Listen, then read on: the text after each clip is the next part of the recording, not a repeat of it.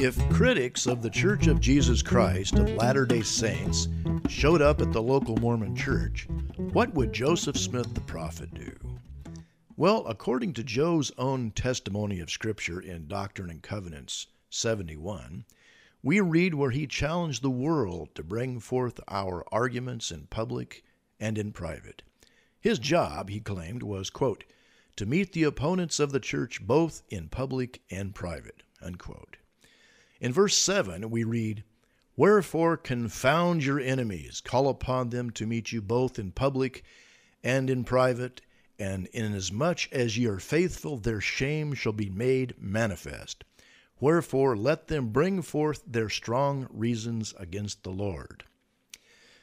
So what really happens today when the Mormons are challenged? Well, they'll use several different approaches to blow you off. They might love bomb you with big smiles and happy faces. They might bring you a cup of something to drink, or they might send out the missionaries, which rarely want to have a real in-depth conversation because they will claim we should not be involved in any kind of contentious communication. Eventually, they are likely to call the police to see if they can shut down your First Amendment rights of public expression. But rarely will any of the Mormons be willing to follow the instruction of their own prophet. On occasion, you'll see a member flipping you off, however, as they drive past you if you're carrying a sign critical of their faith. Now, the Bible tells us to contend earnestly for the faith which was once for all delivered to the saints over 2,000 years ago.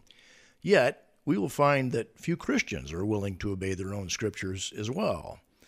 There are many reasons for this, of course. Some are simply not equipped to do so, and they're afraid the Mormons will eat their lunch. Others are afraid of what someone might think of them, coming across so negative and all. Then there are those who are afraid of losing their status in society, or maybe their job. The reality is that fear is a manipulating factor for both sides of the equation. But the Bible tells us that God has not given us a spirit of fear, but of power and love and a sound mind. As a matter of fact, it goes on to say that there is no fear in love, but perfect love casts out fear, because fear involves punishment, and the one who fears is not perfected in love.